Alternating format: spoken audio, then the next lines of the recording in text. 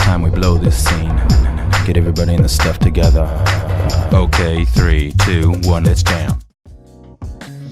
What's up, guys? My name is Brendan, and today I want to talk about strength and flexibility for tricking athletes. You see, guys, tricking is an extremely physically demanding sport.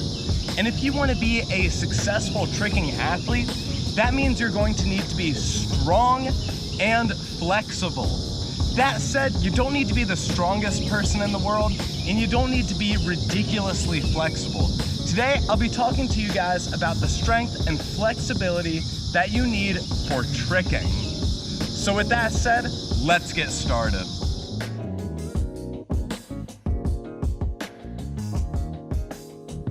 Guys, before I get started, if you want a more in-depth look at my personal views regarding strength and flexibility, I'd recommend you go pick up the 3rd volume of the Mastering Curriculum. It's available on my website, howtomastertricking.com, and it goes over my exact philosophy regarding everything strength and flexibility within tricking. So guys, if you like what's in this video, afterwards go check out the Strength and Flexibility Guide.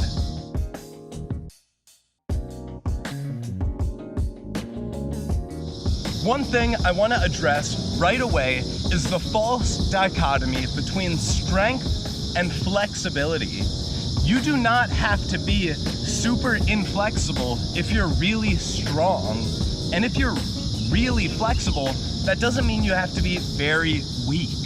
These things aren't just the opposite of each other. In fact, they can go hand in hand. And the best example I have of that is Juji Mufu. Guys, go check out John Call. The guy is incredibly strong and very flexible. He is famous for doing those chair splits, which also require strength. They're not just a flexibility stunt. So guys, if you want to approach the sport of tricking, and if you want to get strong and flexible, keep in mind that they're not opposites. You can get both strong and flexible as you progress in the sport.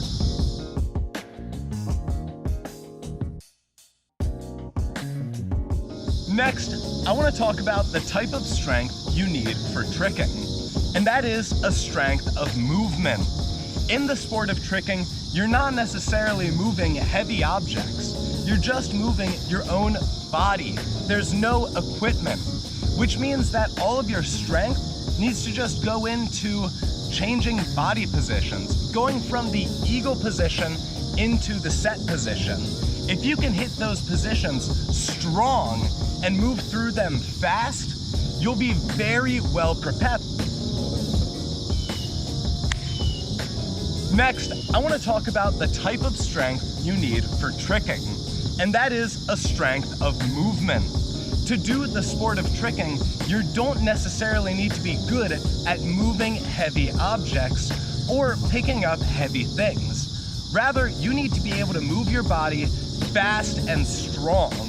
The biggest thing is body position changes. In the sport of tricking, you move from one body position, like the eagle, and then transfer to another, like the set or the swing for the cheat gainer. If you can move through these positions hard and fast, you'll have the strength you need to do whatever trick you want. So guys, keep in mind that if you want to approach the sport of tricking, the strength that you need is not exactly the strength of moving or carrying heavy things, rather it's a strength of movement.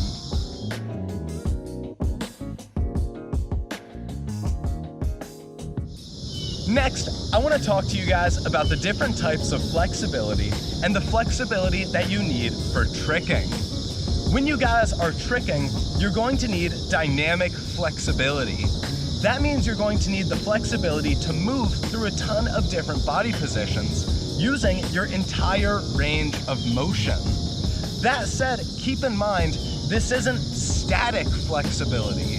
Static flexibility is when you're just holding one body position and trying to relax into it. Static flexibility is really important for gaining a deeper range of motion, But when you're practicing tricking, what you need is a dynamic flexibility. You need to be able to move your muscles through their range of motion and very quickly. Now guys, keep in mind that when you're tricking, you don't want to be too flexible.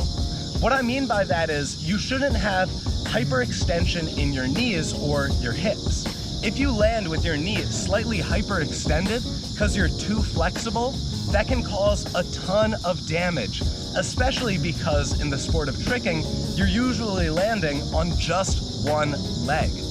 Guys, keep in mind that when it comes to tricking, you'll want dynamic flexibility and you don't want too much. You want to balance your flexibility with the rest of your body and knowing what skills you're going to need to perform.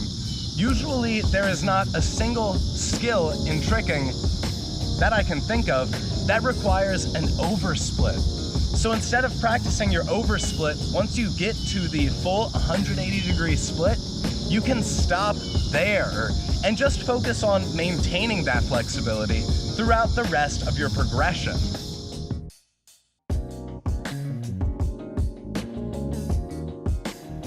Next, I want to give you guys 3 tools for developing the strength you need for tricking.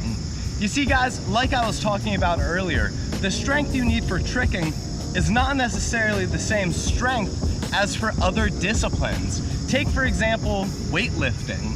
Someone who is a weightlifter will probably have a very different body type than someone who is a tricker. So guys, if you want to build that tricking body type and get the strength of a tricking athlete, here are 3 ways you can build that strength.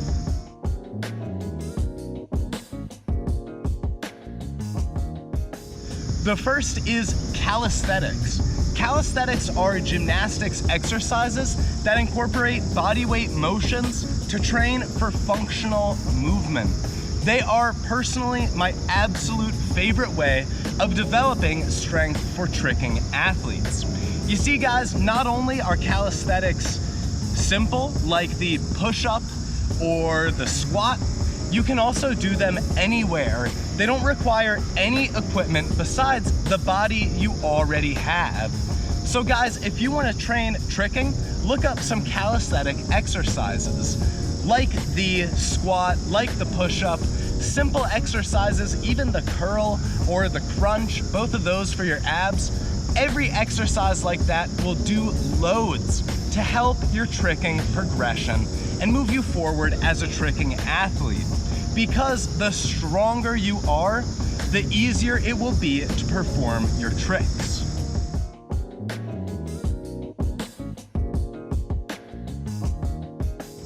The second tool for building the body of a tricking athlete is to just drill individual tricks. You see guys, if you want to condition the muscles for a specific skill, one of the best things you can do is to just do that skill again and again and again. Guys, the skills in tricking often require a ton of different muscles, so it's hard to condition with calisthenics or weight training for a specific trick. So what I recommend is to just do the trick over and over and over again. And guys, if you want to build the strength that you need for a trick later down the line, just drill the prerequisite skills, because chances are those skills use the same muscles as the advanced skills you're trying to get.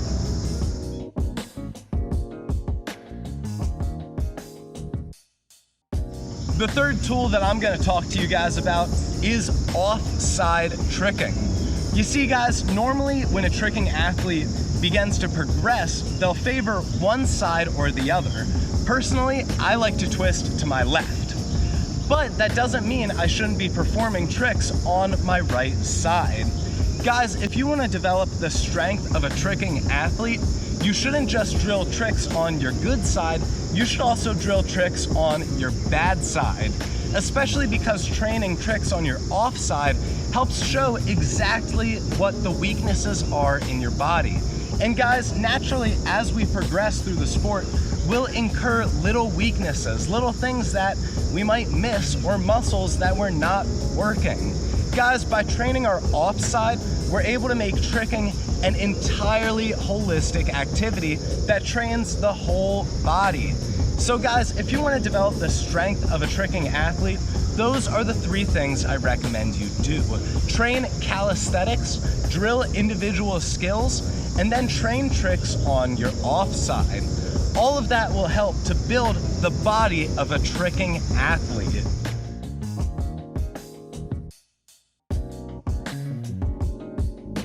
Next, I want to go over the tools for developing a tricking athlete's flexibility. Guys, like I said earlier, having good flexibility is extremely important for all tricking athletes.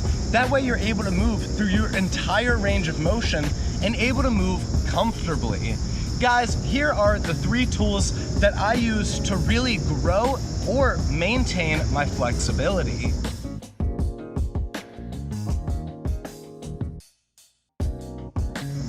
The first tool is a stretching routine.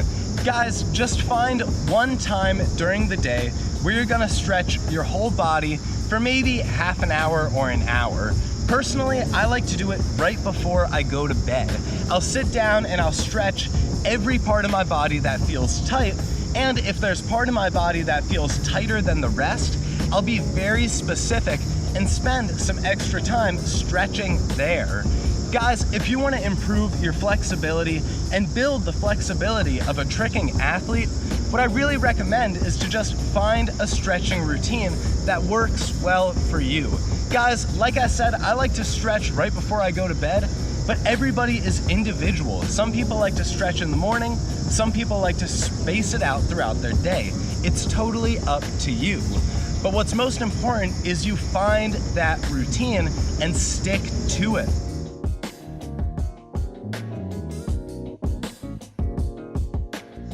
The second tool is PNF stretching, otherwise known as peripheral neuromuscular facilitation. That is a really wordy way of saying we're going to be contracting our muscles while we stretch. PNF stretching is a technique that you can do for pretty much every stretch. But to give you an example, I'll be showing you the middle split. To do PNF stretching with a middle split, you relax into the stretch, going as far as you can in that middle split. Then you try and squeeze the ground with your legs, contracting your adductors, the same muscles you're trying to stretch. After holding that contraction for about 10 to 15 seconds, you want to relax. And as you do this, you should get a slightly deeper range of motion. And if you repeat this 2 or 3 times, you'll be able to add to your flexibility. Guys, like I said earlier, for the sport of tricking, you don't want to be too flexible and have an abundance of bodily movement. Rather, you want to be just flexible enough. And guys, if you want to build your flexibility and add on to it, because one part of your body might be tighter than the rest, what I really recommend is PNF stretching, especially because it also works that contraction. Because you're doing that contraction as you stretch, you get your body used to squeezing at a full range of motion, which is really good for preventing tears and other injuries later down the line. So guys, if you want to improve your flexibility, practice PNF stretching.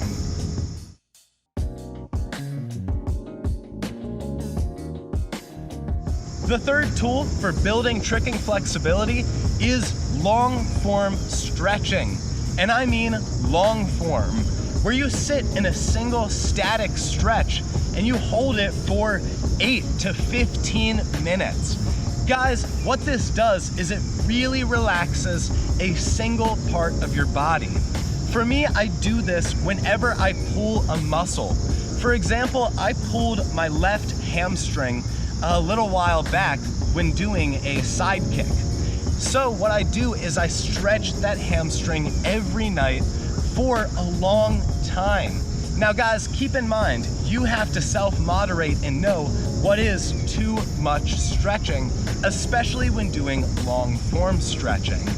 But if you're injured and recovering from an injury, long form stretching is a great thing to stimulate blood flow and get your body along the path to recovery.